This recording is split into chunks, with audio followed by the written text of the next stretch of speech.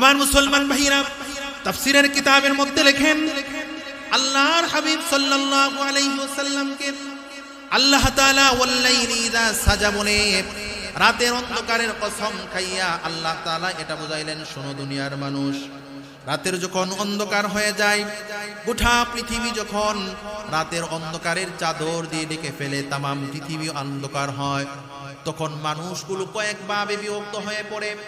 একদল মানুষ রাতের অন্ধকার পাইয়া রাতের অন্ধকারটাকে ইবাদতের সুবর্ণ সুযোগ মনে করে নামাজের মুসল্লা বিছাইয়া শেষ রজনীতে ঘুম থেকে উঠে আল্লাহর কদমে সেজদা দেয় আর আশিকার মাশুকের সম্পর্ক গড়ে। কখনো শেষ রজনীতে উঠে আমি বহু এমন মুরব্বী দেখেছি, এমন সাদা দাড়িওয়ালা বহু বাবাদেরকে আমি দেখেছি। মাদ্রাসায় পড়া অবস্থায় আমরা এমনটা শুনতাম, যখন শেষ রজনীতে উঠতাম দেখতাম আল্লাহর বান্দারা ঘরের ভিতরে তারা সেজদা লাগাইয়া হাত জিকির করে করে আল্লাহর কাছে হাত উঠাইয়া চোখের পানিগুলো ছাড়তেন আর বলতেন, মিশামিশি আল্লাহ দিন কাটাইলাম, জিন্দিগি না করিতে পারলাম মাওলা তোমার বন্দিগি। সুরে সুরে মুরব্বীরা এগুলা গাইতো। একটা সময় ছিল এমনই আল্লাহর আশিক মাসুক বান্দারা যখন শেষ রজনীতে হয়, নামাজের মুসল্লা বিছাইয়া রাতটাকে ইবাদতের উপযুক্ত মনে করে ইবাদতের মধ্যে মশগুল হয়ে যায়। আল্লাহ রাব্বুল আলামিন বলেন, ওই রাতের কসম আমি আল্লাহ খাইলাম। আরেকদল মানুষ রাত পাইয়া গুনাহের কাজের মধ্যে লেগে যায়, গুনাহগুলো করতে থাকে। আল্লাহ বলেন, ওই রাতের কসম খাইলাম, ওই অন্ধকারচ্ছন্ন রাতের কসম। তাফসীরের কিতাবের মধ্যে লেখেন 2 নম্বর আল্লাহ তাআলা বলেন, ওয়াল্লাইলি ইযা সাজা, তার অর্থ হলো হে রাসূল, আপনার মাথার মধ্যে যে চুল ছিল, যে কালো চুল ছিল, আমি আল্লাহ তাআলা রাতের অন্ধকারের কসম খাইয়া আপনার ওই কালো চুল মুবারকের কসমগুলো খেয়েছি। আল্লাহ রাব্বুল আলামিন বলেন, মা ওয়াদ্দাআকা রাব্বুকা ওয়া মা ক্বালা। হে রাসূল, আপনি চিন্তা করতেছেন, আপনাকে মনে হয় আপনার মালিক ছেড়ে দিয়েছেন, আপনাকে মনে হয় ভুলে গেছেন। না, আপনাকে কোনোদিন আপনার মালিক পরিত্যাগ করে নাই, আপনাকে ভুলে নাই, আপনাকে ভুলেও নাই। আপনার মালিক আল্লাহ আপনাকে পরিত্যাগ করে নাই। আল্লাহ তাআলা এই 3 আয়াত দিয়া পাঠিয়েছেন। এবার আসেন, যে 3টা প্রশ্ন ছিল, 3টা প্রশ্নের জবাব শুনে পরের আয়াত থেকে আমরা যতটুকু পারি হুজুর আসার আগ পর্যন্ত ইনশাআল্লাহ এর পরের আয়াতগুলো থেকে কথা শুনি। আল্লাহ রাব্বুল আলামিন জানালেন, হে নবী, কাফের বেঈমানগুলো প্রশ্ন করেছে 1 নম্বরে, মাশরিক থেকে মাগরিব, শিমাল থেকে জুনুব পর্যন্ত একজন ব্যক্তি এমন ছিল যে সফর করেছে। আমাদের সফর হলো মক্কা মদিনা কিংবা ইয়ামেন কিংবা আশেপাশের কোন রাষ্ট্র, কিন্তু এমন একটা ব্যক্তি ছিল যিনি মাশরিক থেকে মাগরিব, শিমাল থেকে জুনুব পর্যন্ত গিয়েছে। আল্লাহ তাআলা রাসূলকে সূরা বনী ইসরা সূরা কাহফের ভিতরে এই ব্যক্তি সম্পর্কে বলতে গিয়ে আল্লাহ বলেন, ইয়াসআলুনাকা আন যিল করনাইন। আল্লাহ বলেন, শোনো দুনিয়ার মানুষ, যুলকারনাইন নামে একজন বাদশা আমি দুনিয়াতে দিয়েছিলাম, যিনি মাশরিক থেকে মাগরিব, শিমাল থেকে জুনুব পর্যন্ত আল্লাহর জমিনটা, পুরা জমিনটা 2 বার সফর করে, 2 বার আল্লাহর পুরা জমিনটা রাউন্ড দিয়ে সফর করেছিল। কোরআনের মধ্যে আলাদা একটা স্বাদ আছে, আল্লাহ দিয়েছেন। বারহাল আমি যেই সূরা আপনাদের সামনে তেলাওয়াত করেছি, নবীজি সাল্লাল্লাহু আলাইহি ওয়াসাল্লাম কি দুনিয়ার হায়াতে 40 বছর পূরণ হওয়ার পরে আল্লাহ তাআলা নবুয়তের দায়িত্ব দিয়েছেন। বুখারীর এক বর্ণনায় আল্লাহ নবী বলেন, যখন আদম নবীর মাটি এবং পানি মিশ্রিত হয় নাই, রাসূল বলেন, তখনও আমি মুহাম্মদ নবী ছিলাম। সুবহানাল্লাহ বলেন। কিন্তু দুনিয়ার হায়াতে 40 বছর পূরণ হওয়ার পরে নবুয়তের দায়িত্ব দিয়েছেন। নবীজি সাল্লাল্লাহু আলাইহি ওয়াসাল্লাম নবুয়তের দায়িত্ব পাওয়ার পরে যত পদ্ধতিতে দ্বীনের দাওয়াত দিয়েছেন, কালিমার দাওয়াত দিয়েছেন, এর মধ্যে একটা চমৎকার মাধ্যম ছিল, যা ছিল কোরআনুল কারীমের তেলাওয়াতের মাধ্যমে। রাসূল যখন তার পবিত্র জবান দিয়ে শ্রুতি মধুরতার সাথে বিশুদ্ধ তেলাওয়াতগুলো যখন করতেন, মানুষ বেঈমান, ঈমান গ্রহণ করে নাই, এমনিতেই চোখে পানি আসতো, কোরআনের প্রতি মহব্বত চলে আসতো, রাসূলের হাতে হাত দিয়ে কালিমা পড়ে মুসলমান হয়ে যেত। সুবহানাল্লাহ। এটা ছিল রাসূলের একটা মাধ্যম দ্বীনের দাওয়াতে। নবীজি সাল্লাল্লাহু আলাইহি ওয়াসাল্লাম এইভাবে দ্বীনের কাজ করছেন। বিরোধী দল যেটা ছিল কাফের বেঈমানেরা, আবু জাহেল, আবু লাহাব, উতবা, শাইবা, ওয়ালিদ ইবনে মুগীরা, আস ইবনে ওয়াইল, সমষ্টিগতভাবে কাফেররা চিন্তা করলো মুহাম্মদের দল যদি বৃদ্ধি হতে থাকে তাহলে আমাদের চেয়ার যেটা আছে, নেতৃত্বে যেইভাবে আমরা দিতে থাকি, এটা আমাদের চলবে না, কারণ সবাই মুহাম্মদকে মানবে, আমাদের কাছে আর কেউ আসবে না। তো সুতরাং যে কোনো উপায়ে, যে কোনো মাধ্যমে মুহাম্মদের সকল চিন্তাধারা, মুহাম্মদের দাওয়াতের যে মিশন আছে, এটাকে থামাই দিতে। কি করা যায়? সবাই বিভিন্ন ধরনের বুদ্ধি বিবেচনা করলেন, অনেক চিন্তা ভাবনা করতেছেন কিভাবে কি করা যায়। মক্কার মধ্যে তদানীন্তন সময়ে 2 মাস ব্যাপী একটা মেলা হতো। আমি যা বলতেছি এই সূরার বর্ণনার, সূরা নাজিলের কারণ বলতেছি, আগে কারণটা শুনেন, তারপরে সূরা থেকে কথা শুনবো। 2 মাস ব্যাপী মক্কার মধ্যে একটা মেলা হয়, 2 মাস ধরে মেলা চলে। মক্কা, তায়েফ, ইয়াসরিব, মদিনা, আশপাশ থেকে অনেক জায়গা থেকে মানুষ মেলাতে, কেউ কেনার জন্য আছে, কেউ বিক্রির জন্য আসে, কেউ দেখার জন্য আসে। মানুষগুলো দলে দলে আসে, ঐতিহ্যবাহী মেলা 2 মাস ধরে মেলাটা চলতে থাকে। নবীজি সাল্লাল্লাহু আলাইহি ওয়াসাল্লামকে কিভাবে থামানো যায় তারা চিন্তা করতেছেন। এবার মেলার মধ্যে মুহাম্মদ যদি তার ধর্মের প্রচার প্রচারণা করতে থাকে তাহলে তো এই মেলার যে মাকসাদ আমাদের আছে এটা ভেঙে যাবে। অসংখ্য মানুষ বিভিন্ন জায়গা থেকে আসে, কালিমা পড়লে আমাদের আর নেতাগিরি থাকে না। চিন্তায় পড়ে গেলেন কি করা যায়।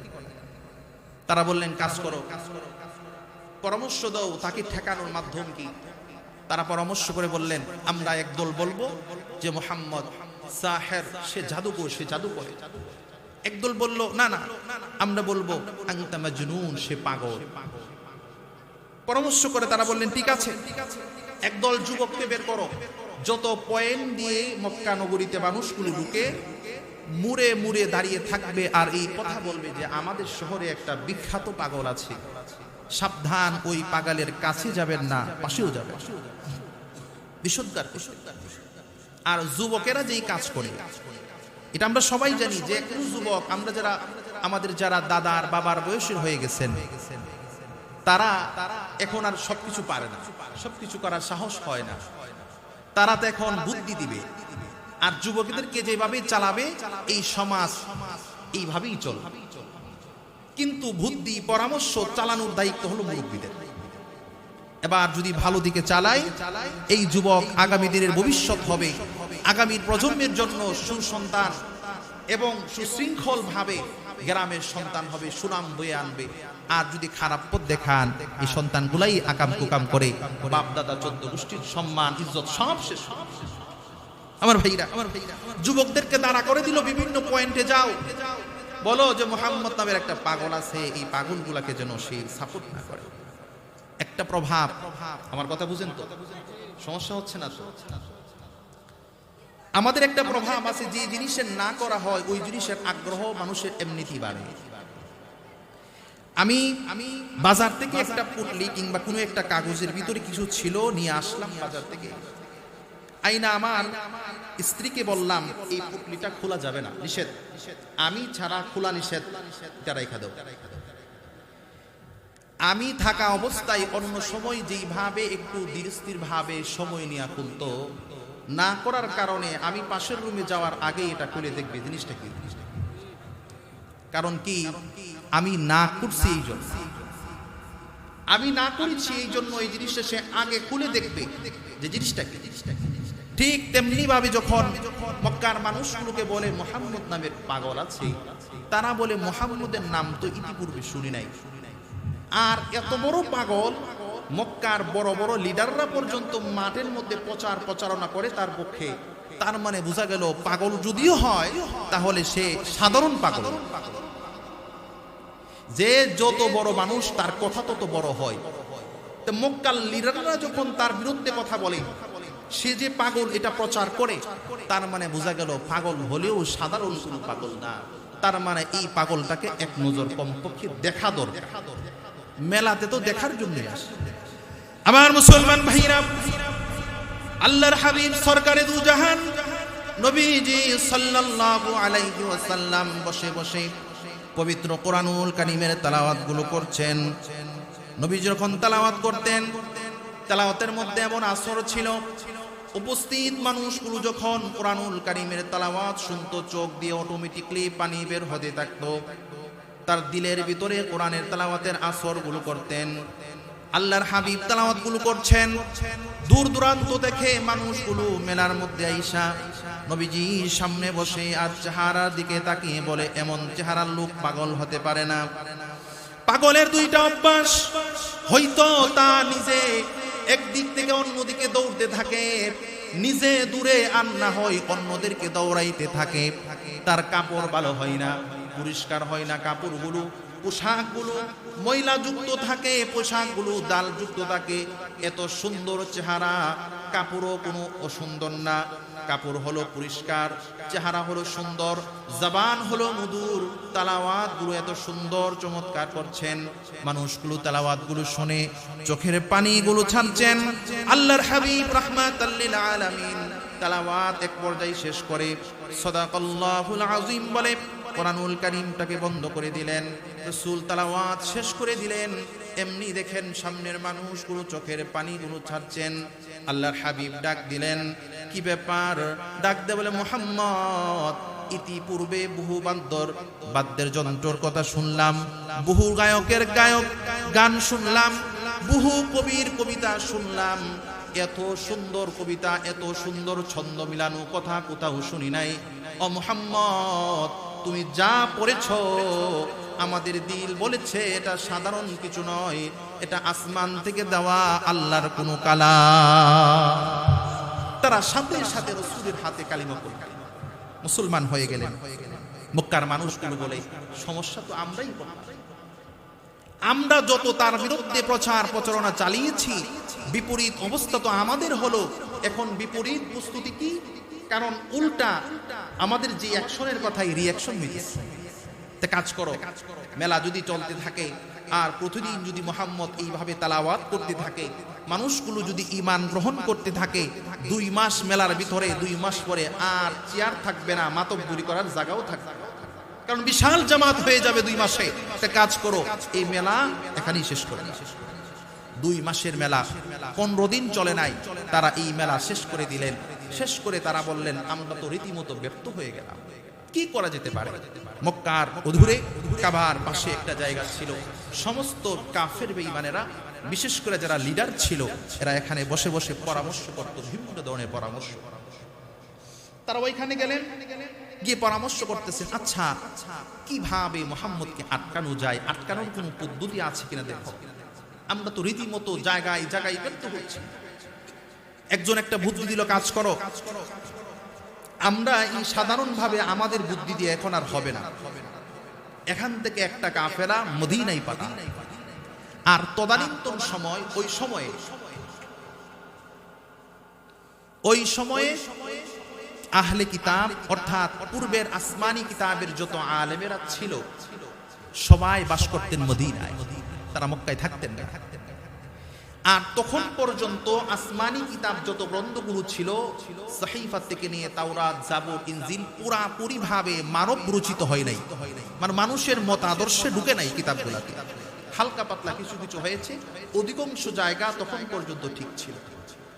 আর ওই কিতাবের আলেমগুলো বাস করত মদিনায়। তারা বললেন, আবু জাহেল, আবু লাহাব বলো, একটা কাজ করো, আস ইবনে ওয়াইল সহকারে কয়েকজনের একটা কাফেলা মক্কা থেকে মদিনায় পাঠালো, যাও ওইখানে আহলে কিতাব যারা আছে, কিতাবের আলেম যারা আছে, তাদের কাছে কি জিজ্ঞাসা করো যে মুহাম্মদকে আটকানোর কোনো মাধ্যম আছে কিনা। তারা ওইখানে গেলেন, গিয়াদের সাথে সাক্ষাৎ করলেন আর বললেন, শুনেন, আমাদের বাতিজা কোনো পাঠশালাতে লেখাপড়া করেন, আমাদের সমাজেই বড় হয়েছে, আমাদের সমাজের মধ্যেই বিয়ে শাদী হয়েছে, এই সমাজের প্রতিটা কাজ আমাদের সমাজে সব কিছু হয়েছে, কিন্তু আমার বাতিজা কোনো পাঠশালায় লেখাপড়া না করে এখন হঠাৎ করে সে নবুয়তের দাবি করতেছেন, নিজের নবী এবং নতুন এক ধর্মের দাওয়াত দিচ্ছেন। আমি তার সম্পর্কে সে নবী কিনা এই ব্যাপারে আমরা যাচাই করব কিভাবে একটা পদ্ধতি যদি আপনারা আপনাদের কিতাব থেকে বের করে দিতেন আমাদের সহজ হইতো কথা। আহলে কিতাব আলেমরা বললেন কাজ করো, একদিন সময় দাও, তোমরা আগামীকাল আসো, আজকে চলে যাও। আহলে কিতাবের আলেমেরা সারা রাত বসে সারা রাত খুঁজে খুঁজে তাদের কিতাব থেকে আসমানি গ্রন্থ থেকে 3টা প্রশ্ন বের করলেন।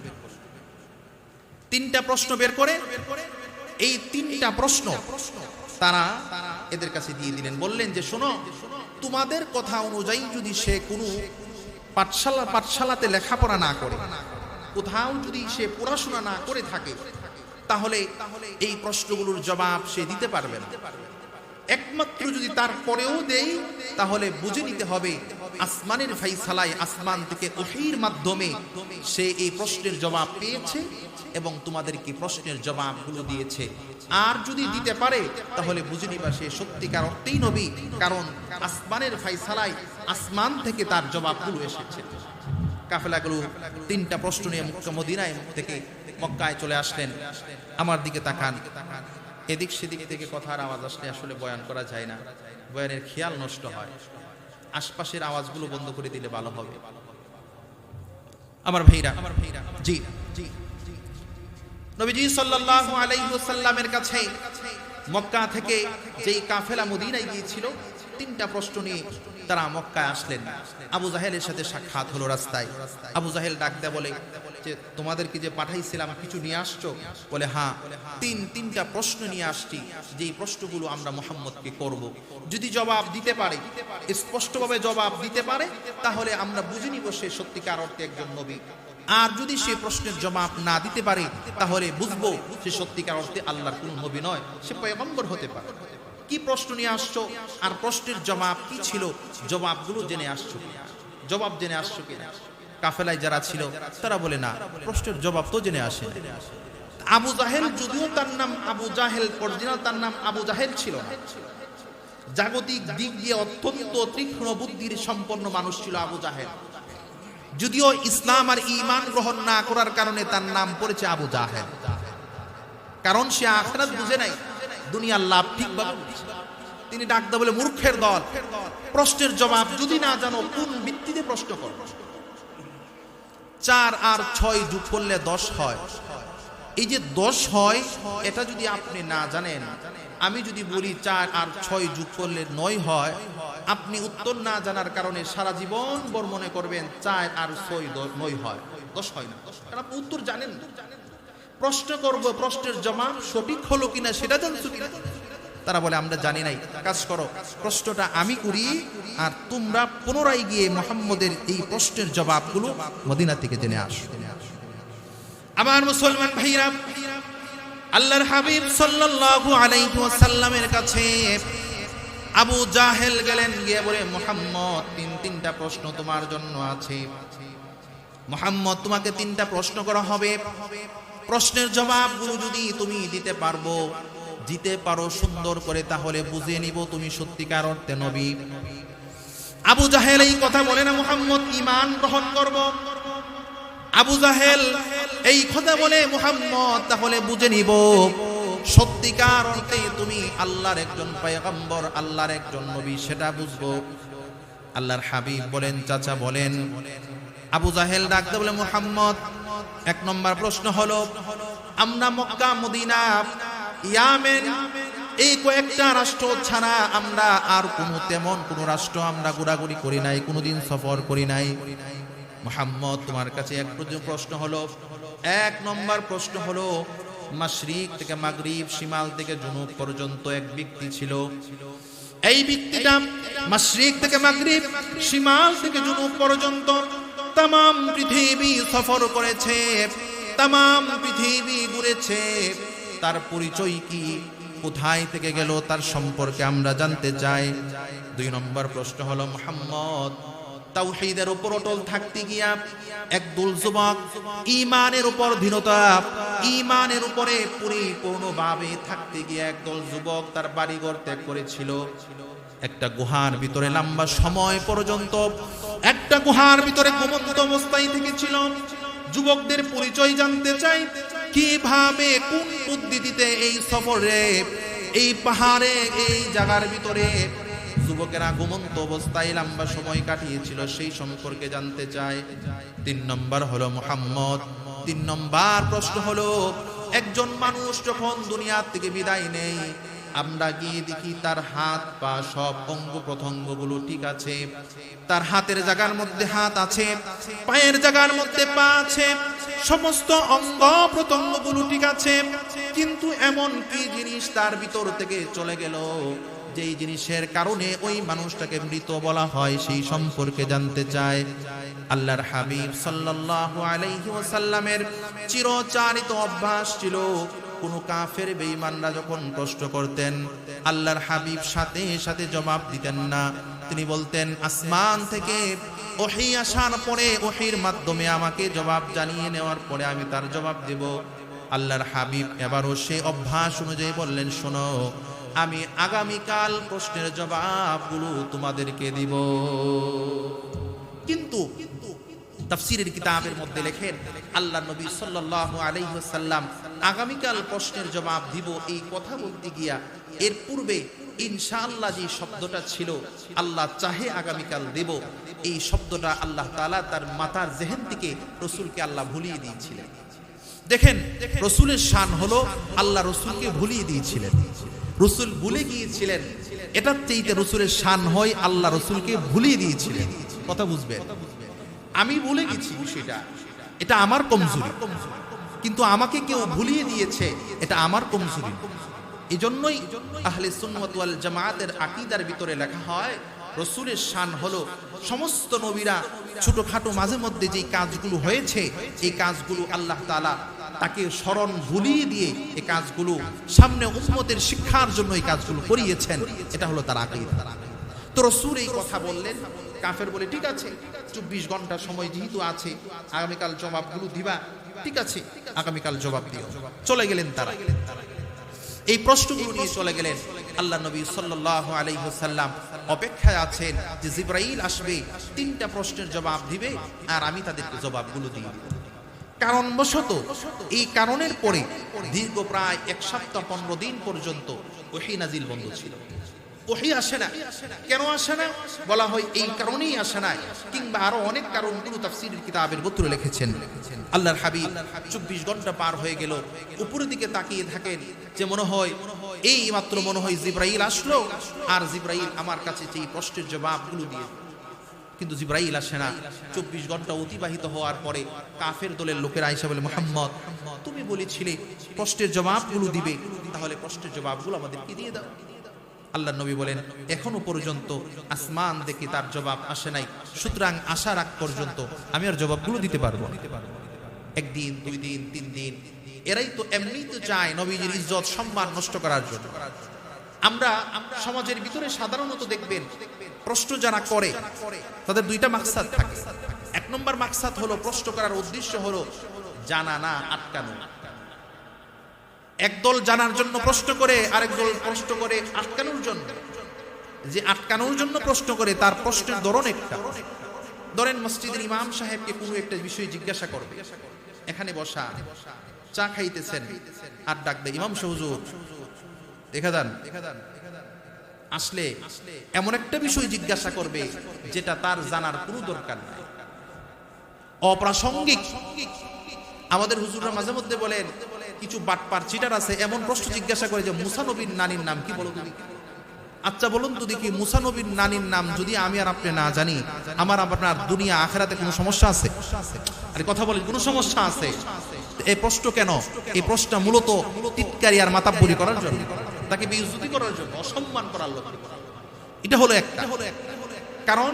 এখানে একটা জিনিস আছে, দেখেন, আপনি যখন কোনো মাসআলা জানবেন, মাসআলা হলো ইবাদত, মাসআলা জানা হলো ইবাদত। আপনি অনেক বড় হতে পারেন, দাড়ি চুল পেকে আপনার সাদা হয়ে গেছে, আপনি মুরব্বী মানুষ, 100 বার মানলাম, কিন্তু একজন আলেম যদিও আপনার নাতির বয়সের, আপনার ছেলের বয়সের, তার সম্মান, তার বড়ত্ব এত বেশি যে আপনি উঠে গিয়ে তার কাছ থেকে এই এলেমের জিনিসটা শিক্ষা করার জন্য উঠে তার কাছ পর্যন্ত আপনি পৌঁছান। বয়স আর বড়ত্ব 2টা আলাদা বিষয়। কেমন আলাদা বিষয়। নবীজি সাল্লাল্লাহু আলাইহি ওয়াসাল্লামের চাচা ছিলেন হযরতে আব্বাস রাদিয়াল্লাহু তাআলা আনহু। হযরতে আব্বাসের কাছে একজন প্রশ্ন করলো, আপনি বড় না মুহাম্মদুর রাসূলুল্লাহ বড়? আপনি বড় না মুহাম্মদুর রাসূলুল্লাহ বড়? হযরতে আব্বাস রাদিয়াল্লাহু তাআলা আনহু বলেন, মুহাম্মদুর রাসূলুল্লাহ আমার থেকে অনেক বড়, কিন্তু বয়সটা আমার বেশি। কথা বুঝেন নাই? মুহাম্মদুর রাসূলুল্লাহ সাল্লাল্লাহু আলাইহি ওয়াসাল্লাম আমার থেকে অনেক বড়, বয়সটা আমার বেশি। তার মানে কি বুঝলাম? বয়স আর বড়ত্ব দুইটা এক জিনিস না। আপনার দাড়ি সাদা হয়েছে, মুরব্বী হয়েছেন, আল্লাহ হায়াত আপনাকে 70-80 দিয়েছে, আলহামদুলিল্লাহ। একজন মসজিদের ইমাম, একজন মাদ্রাসার ছাত্র, তার বয়স 14, 15, 16, 20 কিংবা 30, আপনার থেকে অনেক ছোট, কিন্তু আপনি যখন ইলম শিখার জন্য যাবেন, মাতাব্বরি করে না, আপনি তার কাছে শ্রদ্ধার সাথে, সম্মানের সাথে, সে এটা প্রাপ্য, সে নবীর নায়েব, সম্মানের সাথে গিয়ে তাকে জিজ্ঞাসা করেন, একদম আদব এবং সম্মানের সাথে, যে হুজুর এই বিষয়টা আমি জানতাম। আর দিলের মধ্যে এই ইরাদা রাখা যে এখান থেকে শুনবো, ব্যক্তি জীবনে আমল করব হুজুরের ভুল ধরার জন্য। আমরা মসজিদের ইমামতি করি, সারা দেশে আল্লাহ তাআলা কম বেশি ঘুরায়, বহু জায়গায় যায়, আমরা অনেক ধরনের মানুষ দেখতে পাই, অনেক ধরনের মানুষ আছে। কথা বললে কথা লম্বা হবে। আজকের যিনি প্রধান মেহমান চলে আসছেন, এজন্য আর এই কথা এদিকে লম্বা না করে মূল আলোচনায় যাই। প্রশ্ন দুই ধরনের হয়। এখন যে বেঈমানরা যে প্রশ্নগুলো করেছে, উদ্দেশ্য হলো মুহাম্মদ যদি জবাব না দিতে পারে তাহলেই আমরা সফল হয়ে গেলাম, আর যদি তিনি জবাব দিয়ে দেন তাহলে তো হয়েই গেল। কিন্তু আল্লাহর হাবিব আসমানের দিকে তাকিয়ে থাকেন, একদিন, 2 দিন, 3 দিন পার হয়ে গেল, জিবরাইল দিয়ে আসে না। জিবরাইল না আসলে তো আমি জবাব দিতে পারবো না। আমার মুসলমান ভাইরা, নবীজির চাচি আবু লাহাবের স্ত্রী উম্মে জামিল মক্কার মানুষগুলোকে ঘুরে ঘুরে বলে, শোনো, মুহাম্মদের কাছে একটা শয়তান আসতো, এই শয়তানটা এখন আর আসে না, এই জন্য মুহাম্মদ আর কথার জবাবগুলো দিতে পারে না। আল্লাহর নবীর ঘরের পাশেই ছিল, সিরাতের কিতাব তালাশ করলে পাওয়া যায় আবু লাহাবের ঘর রাসূলের পাশাপাশি ছিল, বেশি দূরে ছিল না। আল্লাহর হাবিব সাল্লাল্লাহু আলাইহি ওয়াসাল্লামের কাছে যখন কথাগুলো আসলেন, নিজের আপন মানুষ, আপন লোকগুলো যখন কথাগুলো বলছে, রাসূল চোখের পানিগুলো ছেড়ে দিয়েছেন, এবার অপেক্ষায় আছেন জিবরাইল আসবে, আমার কাছে প্রশ্নের জবাবগুলো নিয়ে আসবে। যত সময় যায়, মক্কার কাফের বেঈমানগুলো ঐক্যবদ্ধ হয়ে বলে মুহাম্মদ জবাব দিতে পারে না। তারা শুরুল করে, একদিন, 2 দিন, 3 দিন করে করে 1 সপ্তাহ অতিবাহিত হয়ে গেল। তারা বলতে শুরু করেছে, মুহাম্মদের আল্লাহ মুহাম্মদকে ছেড়ে দিয়েছে, মুহাম্মদের আল্লাহ মুহাম্মদকে পরিত্যাগ করেছে, ভুলে গিয়েছে। এই কথাগুলো যখন তারা বলতেছেন, আল্লাহর হাবিব সাল্লাল্লাহু আলাইহি ওয়াসাল্লাম একটা সময় পর্যন্ত তাদের কথাই কান দেন নাই। কিন্তু দীর্ঘদিন ধরে যখন জিবরাইল আসে না, রাসূল আসমানের দিকে তাকিয়ে চোখের পানি ছেড়ে চিন্তা করে, আসলে কি আমার কোনো ভুলের কারণে, আমার কোনো কমজোরির কারণে আল্লাহ কি আমাকে ভুলে গেল নাকি? আর না হয় জিবরাইল কেন আসে না? 1 দিন 2 দিন করে করে দীর্ঘ প্রায় 14 দিন অতিবাহিত হয়ে গেল। 14 দিন অতিবাহিত হয়ে গেল। কাফের বেঈমানদের কথাগুলো আরো দিন কি দিন বাড়ছেন। আল্লাহর হাবিব সরওয়ার কায়নাত নবীজি সাল্লাল্লাহু আলাইহি ওয়াসাল্লাম এখন সিজদায় পড়ে চোখের পানিগুলো ছেড়ে দিলেন। আল্লাহকে বলেন, আল্লাহ ওগো রব্বুল আলামিন, ওগো আহকামুল হাকিমিন, আল্লাহ আমার কোনো ভুল হলো কিনা, আমার কোনো কমজোরি হলো কিনা, যার কারণে আপনি ওহী নাজিল করেন না, ওহীর মাধ্যমে আমি জবাবগুলো পাই না, তাদেরকে জবাবগুলো দিতেও পারি না। আল্লাহর হাবিব যখন 14 দিন 15 দিন পার হলো, রাসূল চোখের পানিগুলো ছেড়ে ছেড়ে কান্না করেন। আল্লাহ তাআলা ডাকতে বলে, জিবরাইল বহু সময় হয়ে গেছে, আর অপেক্ষা করায়ও না, আমার বন্ধুর কাছে যাও, আমার বন্ধুর কাছে গিয়ে আজকে আমার তেলাওয়াতকৃত আয়াতের প্রথম 3টা আয়াত আল্লাহ নাজিল করে আল্লাহ তাআলা জিবরাইলকে পাঠালেন। জিবরাইল আইসা আল্লাহর নবীকে বলেন, ইয়া রাসূলুল্লাহ, ইয়া হাবিবাল্লাহ, নবীজি সিজদা থেকে মাথা উঠান, আল্লাহ আপনার কাছে 3টা প্রশ্নের জবাব দিয়া, পাশাপাশি সূরাতুদ দুহার 3টা আয়াত দিয়া আমি জিবরাইলকে আপনার কাছে পাঠিয়েছে। আল্লাহ রাব্বুল আলামিন বলেন, ওয়াদ দুহা ওয়াল্লাইলি ইযা সাজা মা ওয়াদ্দাআকা রাব্বুকা ওয়া মা ক্বালা। এই তিনটা আয়াত আল্লাহ তাআলা এই ঘটনার পরিপ্রেক্ষিতে এই সূরার 3 আয়াত দিয়ে আল্লাহ তাআলা বলেছেন। তিনটা যে প্রশ্ন ছিল, প্রশ্নগুলো তাক হুজুর আসার পরে আর না হয় আপনারা আমাকে রেখা উঠে যাবেন, এজন্য হুজুর আসার পরে বাকি তিনটা প্রশ্ন জবাব আমি বলবো। বাকি এই কথা প্রথমে আল্লাহ বলেন ওয়াদ্দুহা, আল্লাহ তাআলা দুইটা কসম খেয়েছেন। আল্লাহ রাব্বুল আলামিন পৃথিবীর মানুষ যত বড় হয় তার কথার দাম তত বেশি হয়। প্রধানমন্ত্রীর কথা বললে দেশের মানুষ প্রধানমন্ত্রীর কথার যেই দাম দেয়, রাস্তার রিক্সা চালক, ভ্যান চালক কিংবা খেটে খাওয়া মানুষের কথার এত দাম দেয় না।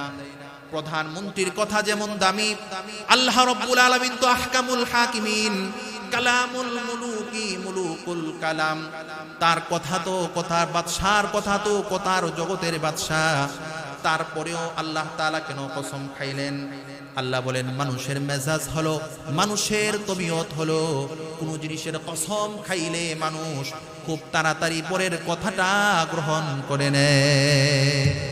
কসম খাওয়ার পরে যে কথা বলে, ধরেন আমি একটা কথা বললাম, দুই বন্ধু একসাথে পাশাপাশি রুমে থাকে, খুব কাছাকাছি রুমে অথবা এক রুমেই থাকে, একজনের পকেট থেকে 500 টাকা নাই হয়ে গেল। সে বলতেছেন ঘুম থেকে উঠে, বন্ধু আমার রুমে আমার পকেটে 500 টাকা ছিল, নিছো কিনা বলো। সে বলে আমি নেই নাই। তখন বন্ধু চিন্তা করতেছেন যে মনে হয় এখনো কথাটা মজবুত হয় নাই। তিনি বলতেছে বন্ধু সত্যি করে বলো, যদি নিয়ে থাকো দিয়ে দাও। তো এই বন্ধু চিন্তা করতেছেন তার মানে আমি আগে যেই কথাটা বললাম সে এখনো বিশ্বাস হয় নাই। সে এখন বলে আল্লাহর কসম খেয়ে বলি আমি টাকাটা নিয়ে টাকাটা। যখনই ওই বন্ধু আল্লাহর কসম খায় তখন ওই বন্ধুর ইয়াকিন হয় যে আসলেই আমার বন্ধু টাকাটা নিছে না, কারণ নিলে আল্লাহর কসম খাইতে। এটা হলো মানুষের তবিয়ত। কসম খাওয়ার পরে যে কথাটা বলা হয় ওই কথাটার গুরুত্ব মানুষ বেশি দিয়ে থাকে। এই জন্য কোরআনের বিভিন্ন জায়গায় আল্লাহ মাঝে মাঝে কসম খেয়েছেন। কসম ছাড়া কথাগুলোও দামি, কিন্তু এটা মানুষের বোঝার জন্য, মানুষের তবিয়ত, মানুষের মেজাজকে আল্লাহ তাআলা প্রাধান্য দিয়ে মাঝে মধ্যে কসম খেয়েছেন। এবার আল্লাহ তাআলা বলেন ওয়াদ্দুহা, রাসূল আমি আল্লাহ তাআলা সূর্যের আলো দ্বিপ্রহরের মধ্যে যেমন দুনিয়াতে সূর্যের আলো পুরাপুরিভাবে তামাম পৃথিবীতে ছড়িয়ে পড়ে, ওই দ্বিপ্রহরের কসম। আল্লাহ রাব্বুল আলামিন বলেন ওয়াদ্দুহা, ওগো নবীজি দ্বিপ্রহরের কসম খেয়েছি। তাফসীরের কিতাবের মধ্যে লেখেন আল্লাহ তাআলা কেন সূর্যের দ্বিপ্রহরের কসম খাইলেন? এই জন্য আল্লাহ তাআলা কসম খেয়েছেন, তার অর্থ হলো হে নবী আপনার নবুয়তের আলোর কসম, আপনি বেঈমান কাফেরদের কথায় আপনার মাথা, আপনার চিন্তাগুলো খরচ করবেন না, চোখের পানিগুলো ফেলাবেন না, আপনি কোনো চিন্তা করবেন না। কারণ এই জন্য জানেননি আমি রব্বুল আলামিন এই জন্য কসম খাইলাম যেমন ভাবে সূর্যের আলো আসমানের মধ্যে সূর্য ওঠার পরে সূর্যের আলোতে যেমন তামাম পৃথিবী আলোকিত হয়ে যায়, কোনো জায়গার মধ্যে আর অন্ধকার থাকে না, অন্ধকার দূরীভূত হয়। ওগো নবীজি আমি আল্লাহ তাআলা দ্বিপ্রহরের কসম খাইয়া নবুয়তের কসম খাইলাম এই জন্য, কারণ আপনার নবুয়তের আলো যখন আসমানের মধ্যে উঠবে এমন কোন জায়গা থাকবে না আপনার কালিমার দাওয়াত, আপনার দ্বীনের দাওয়াত আমি আল্লাহ পৌঁছাবো না। পৃথিবীর এমন কোন জায়গা আমি আল্লাহর বাউন্ডারির ভিতরে, আমি আল্লাহর আল্লাহর ভিতরে, আমি যেমন রব্বুল আলামিন আমার কায়নাতের ভিতরে এমন কোন জায়গা থাকবে না আপনার রিসালাতের দাওয়াত পৌঁছবে না। ওগো নবীজি আমি আল্লাহ তাআলা আপনার নবুয়তের আলোর কসম খাই পৃথিবীর কোনায় কোনায় পর্যন্ত পৌঁছাই দেব। 2 নম্বর হলো ওয়াদ্দুহা, হে রাসূল আপনার সুন্দর চেহারা মুবারকের কসম। কিতাবের মধ্যে লেখা হয়, তাফসীরের কিতাব সহকারে অসংখ্য অগণিত কিতাবের ভিতরে রাসূলের চেহারা মুবারক পর্যন্ত লেখা হয়। হযরতে আব্বাস রাদিয়াল্লাহু তাআলা আনহু বলেন আমি খবর পাইলাম আমার বাতিজা হয়েছে মাত্র 10 থেকে 12 ঘন্টা সময়, সুবহে সাদকের সময় আমার বাতিজা জন্মগ্রহণ করেছে।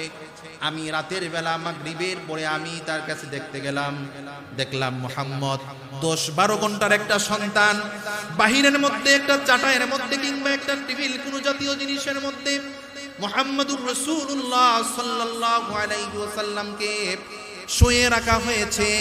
আমি দেখলাম মুহাম্মদের হাতের কাছে আকাশের চন্দ্রগুলো চলে এসেছে। আমি দূর থেকে দেখতেছি, মনে হয় চাইলেই হাত দিয়ে আকাশের চন্দ্র সূর্যগুলো সে ধরতে পারবে, এত কাছে চলে আসছেন। আমি দেখতে পাইলাম এত কাছে। আমি লক্ষ্য করলাম একবার আমার বাতিজার চেহারার দিকে, একবার দেখি তার হাতের কাছে রাতের 14 দিবাগত রাতের চাঁদের দিকে লক্ষ্য করলাম। দুইটাকে আমি বারবার দেখে এই সিদ্ধান্ত উপনীত হয়েছি, আকাশের চন্দ্রের চাইতে আমার বাতিজা মুহাম্মদের চেহারা আল্লাহ বেশি সুন্দর বানিয়েছে।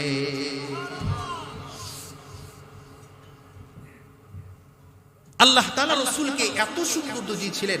আম্মা জান আয়েশা রাদিয়াল্লাহু তাআলা আনহা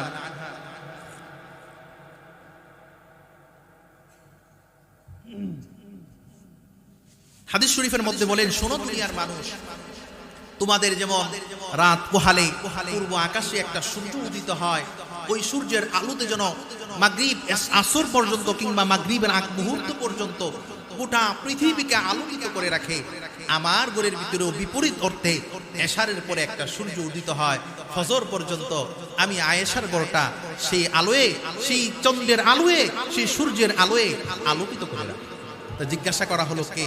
তখন বলেন, আমার নবীজি সাল্লাল্লাহু আলাইহি ওয়াসাল্লামের চেহারা মুবারকের ভিতরে এত সৌন্দর্য আল্লাহ দিয়েছিলেন, এমন সৌন্দর্য ছিল যে রাসূল এমনও বর্ণনা পাওয়া যায় মাঝে মধ্যে। আম্মা জান আয়েশা রাদিয়াল্লাহু তাআলা আনহা বলেন, রাসূলের চেহারা এত সুন্দর ছিল, রাসূলের চেহারার সৌন্দর্যে আমার ঘরের ভিতরে অন্য কোনো লাইট বাতি ইত্যাদির প্রয়োজন ছিল, এত বেশি সুন্দর আল্লাহ রাসূলকে বানিয়েছিলেন। এই জন্য আল্লাহ বলেন, বন্ধু ওয়াদুহা, এর এক অর্থ হলো রাসূল আপনার সুন্দর চেহারা মুবারকের কসম আমি আল্লাহ খাইলাম। আমার মুসলমান ভাইরা, নবীজি সাল্লাল্লাহু আলাইহি ওয়াসাল্লামের জন্মের কিছুদিন পরে মক্কার মানুষের অভ্যাস অনুযায়ী আল্লাহর হাবিবকে তায়েফ থেকে 12টা কাফেলা বনু সাআদ গোত্র থেকে তারা রওনা দিয়েছেন। হযরতে হালিমাতুস সাদিয়া রাদিয়াল্লাহু তাআলা আনহা বলেন, 12টা কাফেলার সাথে আমিও রওনা দিয়েছি, আমার সাথে আরো 11টা কাফেলা আছে, 11 জন মানুষ আছে, 11টা সাওয়ারি আছে আমার সাথে। এত দুর্বল সাওয়ারি নিয়ে আমি রওনা দিয়েছি, যতক্ষণ পর্যন্ত আমি মক্কায় আসব তার আগে আগে আমার পূর্বের 11টা, আমার সাথে 11টা কাফেলা, 11 জন মানুষ তাদের বাচ্চা নিয়ে হাদিয়া উপঢুকুন নিয়ে আবার চলে যাইতেছে। এখন পর্যন্ত আমি মক্কায় আসি নাই। আমার সাথে রওনা দিয়া আমার পূর্বেই তারা চলে যাইতেছেন। এমন দুর্বল একটা যানবাহন নিয়ে, সাওয়ারি নিয়ে মক্কা নগরীতে যখন আমি গেলাম, আমি দেখতে পাইলাম হযরতে আব্দুল মুত্তালিব নবীজির দাদা বললেন, শোনো, একটা বাচ্চা আছে এই ঘরের ভিতরে, হাদিয়া উপঢুকন দেওয়ার মতো কোনো সাধ্য আমাদের তেমন নাই, তৌফিকে যতটুকু আছে পাবা, বেশি দিতে পারবো না, তৌফিক অনুযায়ী পাইবা। যদি তোমাদের এক নজর দেখে যাও, যদি তোমাদের মায়া হয় তাহলে বাচ্চাটাকে নিয়ে যাও। হযরতে হালিমাতুস সাদিয়া বলেন, আমি চিন্তা করলাম এতক্ষণ পর্যন্ত সব বাচ্চা শেষ হয়ে গেল। স্বামীকে ডাকতে বললাম, স্বামী হে আমার, আমরা মনে হয় অনেক দেরি করে ফেলেছি, অনেক সময় আমরা নষ্ট করে ফেলেছি, কি করা যায়? স্বামী বলল, যখন এসেছি কমপক্ষে এই বাচ্চাটাকে এক নজর দেখে তারপরে নিয়ে যাই, যতটুকু পাইলাম অভাবের সময় আমাদের কিছুটা তো সময় ভালো হতে পারে। হালিমাতুস সাদিয়া বলেন, আমি ঘরের ভিতরে ঢুকলাম, আমিনার কুলের মধ্যে আমি মুহাম্মদুর রাসূলুল্লাহকে দেখলাম। যখনই তার চেহারার দিকে আমি তাকাইলাম, ইতিপূর্বে বহু বাচ্চা লালন পালন করেছি, নিজের স্তনের দুধ পান করিয়েছি, আল্লাহর কসম খেয়ে বলতে পারি মুহাম্মদের চাইতে সুন্দর কোন বাচ্চা আমি হালিমাতুস সাদিয়ার নজরে কোনোদিন পড়ে নাই। একটা নজর তার চেহারার উপরে পড়ার সাথে সাথে তার প্রতি আমার মায়া তৈরি হয়ে গেল, মুহাব্বত তৈরি হয়ে গেল। আমি মায়া মুহাব্বতের কারণে আমি বললাম, স্বামী হ্যাঁ, আমার কোনো উপহার উপঢৌকন যদি নাও দেই, তারপরেও এই বাচ্চাটাকে আমি না নিয়ে যাব না, তাকে আমি নিয়ে যেতে চাই। স্বামী বললে, ঠিক আছে তুমি নিয়ে যাও। আমি যখন এই সন্তানটাকে আমার কুলের মধ্যে নিলাম, আল্লাহর কসম খেয়ে বলি, দুনিয়ার মানুষ শোনো, আমি অভাবগ্রস্ত মানুষ, ভালো করে 3 বেলা খাইতে পারি না, না খাওয়ার কারণে আমার স্তনের মধ্যে কোনো দুধ ছিল না, দুধ শূন্য স্তন অবস্থায় আমার ছিল। যখনই মুহাম্মদকে আমি দুই হাত দিয়ে কোলে নিয়া আমার বুকের সাথে লাগাইলাম, আল্লাহর কসম খেয়ে বলি আমি সাথে সাথে অনুভব করলাম আমার কুদরতি ভাবে কে যেন আমার বুকের মধ্যে দুধ দান করে দিয়েছে। আমার বুকের মধ্যে দুধ চলে এসেছে। আমার ইয়াকিন হয়ে গেল, আমার ইয়াকিন তৈরি হয়ে গেছে এই বাচ্চা কোনো সাধারণ বাচ্চা হবে না। আল্লাহ তাআলা তো এই জন্যই বলেন ওয়ামা আরসালনাকা ইল্লা রাহমাতাল লিল আলামিন। ওগো নবীজি, আপনাকে গোটা কায়নাতের জন্য রহমত বানিয়ে আমি আল্লাহ দুনিয়াতে প্রেরণ করেছি। হালিমাতুস সাদিয়া বলেন, যখনই আমার সাথে আমার বুকের মধ্যে লাগাইলাম অনুভব করলাম আমার স্তনগুলো দুধে ভরপুর হয়ে গেল। আমার ইয়াকিন তৈরি হয়েছে দিলের ভিতরে এই বাচ্চা সাধারণ কোনো বাচ্চা হতে পারে না, এর সাথে আমার রহমত জড়িত আছে। যখন আমি আমার সাওয়ারির মধ্যে উঠলাম, সাওয়ারি উঠার পরে আমি অনুভব করতে পারলাম এই সাওয়ারির মধ্যে কেমন জানি নতুন জোশ চলে এসেছে। এমনকি আমার আগে যে 11টা সাওয়ারি ওলা কাফেলা আমার সাথে যারা রওনা দিয়েছিল আগেই চলে গেছেন, আমি এই সাওয়ারি এত দ্রুতগামী হলো সব সাওয়ারিকে পিছনে ফালাইয়া আমি তাদেরকে পিছনে ফালাইয়া সবার আগে আমি আমার গন্তব্যে পৌঁছে। সুবহানাল্লাহ, এটা রাসূলের বরকত ছিল। হালিমাতুস সাদিয়া তারপরে আর অনেক কথা বর্ণনা করেন। বাড়িতে যাওয়ার পরে অনেক বরকত দেখেছেন, যা ছিল নবীজি সাল্লাল্লাহু আলাইহি ওয়াসাল্লাম যে বরকত তার একটা নমুনা। এটা ছিল রাসূলের চেহারার সৌন্দর্যের বর্ণনা। এমন যদি দিতে থাকি অসংখ্য কথা, ঘন্টা কি ঘন্টা রাসূলের চেহারা মুবারক নিয়ে কথা বলা যাবে।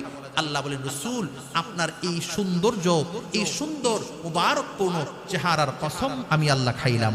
2 নম্বর আল্লাহ বলেন ওয়াল্লাইলি ইযা সাজা, যখন দিনের আলো রাতের অন্ধকার যখন পরিপূর্ণ হয় এটার কসম আমি আল্লাহ খেয়েছি। আমার মুসলমান ভাইরা তাফসীরের কিতাবের মধ্যে লেখেন আল্লাহর হাবিব সাল্লাল্লাহু আলাইহি ওয়াসাল্লামকে আল্লাহ তাআলা ওয়াল্লাইলি ইযা সাজা বলে রাতের অন্ধকারের কসম খাইয়া আল্লাহ তাআলা এটা বুঝাইলেন, শোনো দুনিয়ার মানুষ, রাতের যখন অন্ধকার হয়ে যায়, গোটা পৃথিবী যখন রাতের অন্ধকারের চাদর দিয়ে ঢেকে ফেলে, তামাম পৃথিবী অন্ধকার হয়, তখন মানুষগুলো কয়েক ভাবে বিভক্ত হয়ে পড়ে।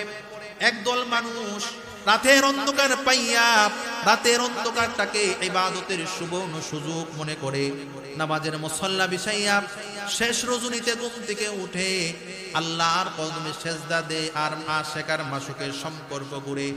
কখনো শেষ রজনীতে উঠে আমি বহু এমন মুরব্বী দেখেছি, এমন সাদা দাড়িওয়ালা বহু বাবাদেরকে আমি দেখেছি।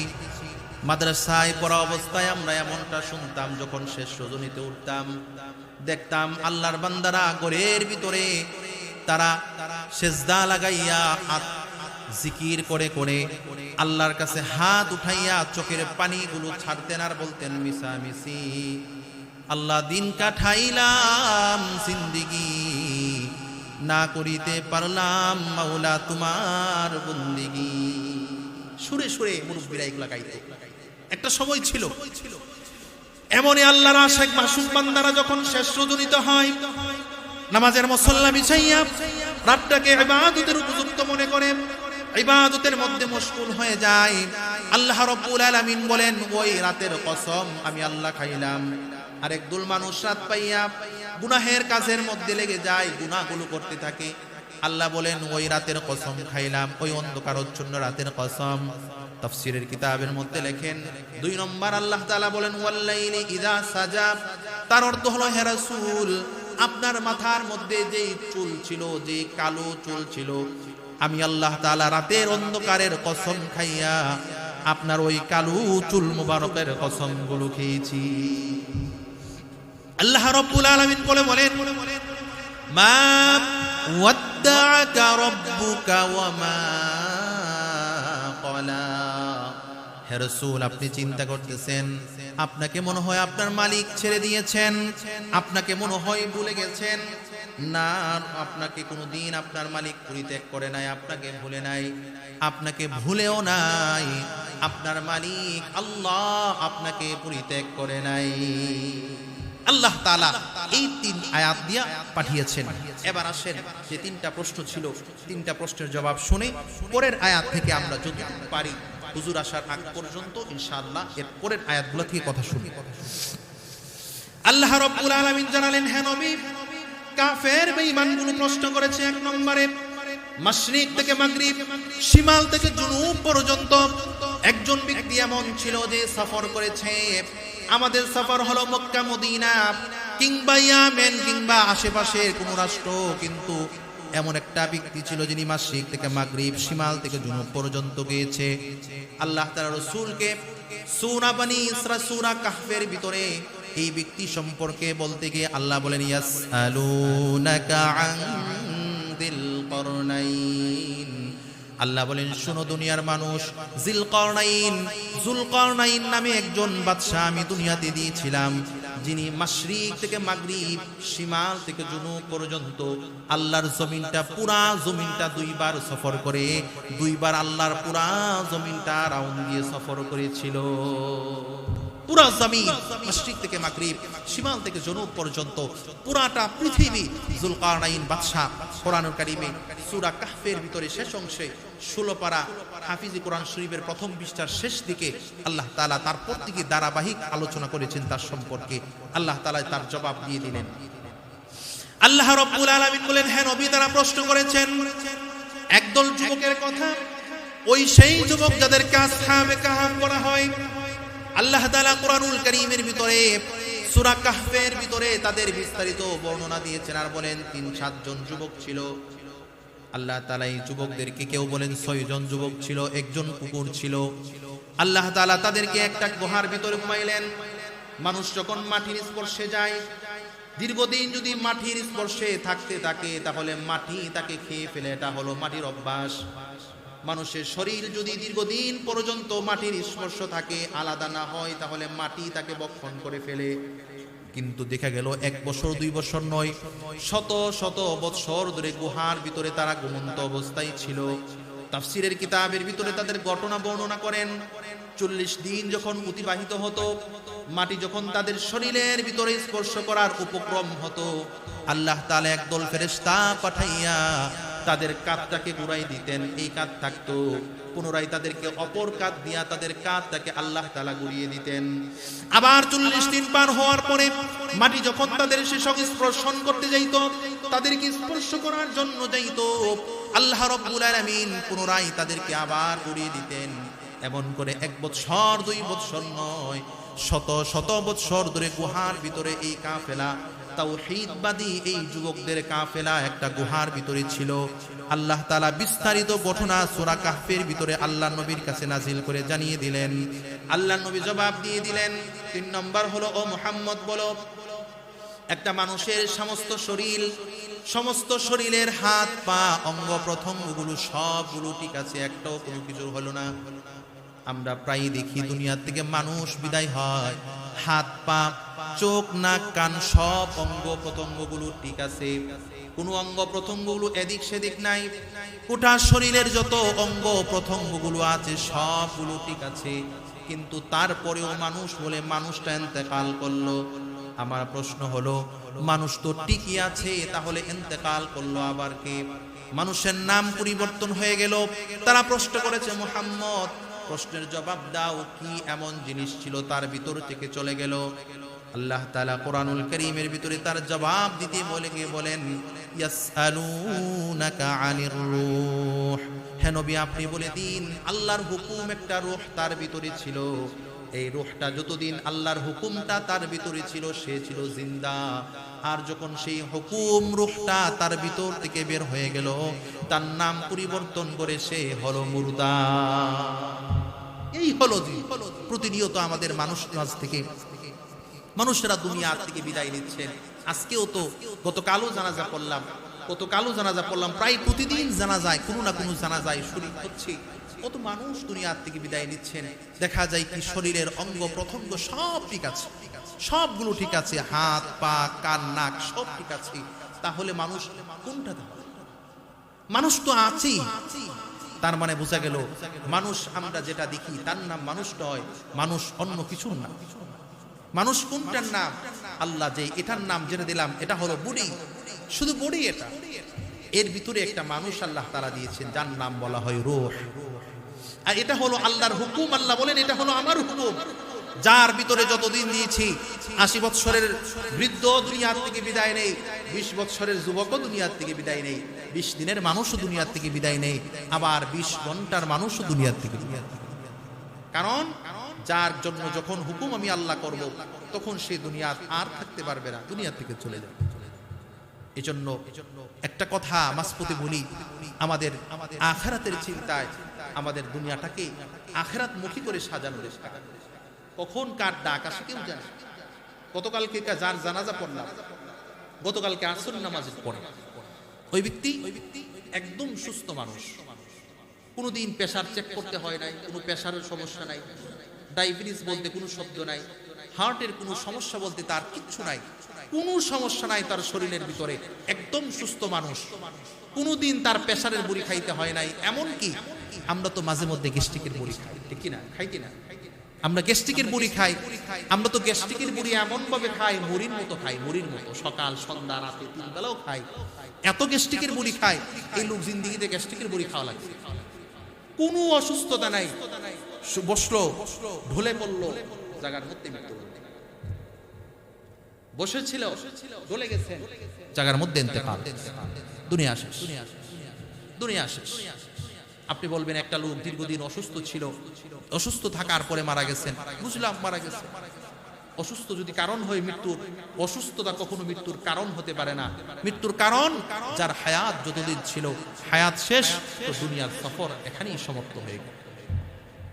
আপনারা দেখেছেন আমার বাড়ি যেহেতু যাত্রাপুর, কিছুদিন পূর্বে, বেশি দিন হয় না, 10-15 দিন হবে, অথবা 7-10 দিন হবে, আমার একজন মহাব্বতের মানুষ ছিল, চকবাজারে তার দোকান ছিল, আমাদের ফুকন ভাই, অনেকে ফুকন ভাই বলে চিনে, আমি মামা রাখতাম, খুব ভালো সম্পর্ক, আমাকে এত মহাব্বত করতেন, আল্লাহর কসম খেয়ে বলি, উনার মৃত্যুর পরে আমার যে পরিমাণ কান্না এসেছে, যে পরিমাণ ব্যথা লেগেছে, এই পরিমাণ ব্যথা ইতিপূর্বে আমার আম্মা মৃত্যুর পরে লেগেছিল, এছাড়া অন্য কারো মৃত্যুতে এত ব্যথা আমার ভিতরে আসে না।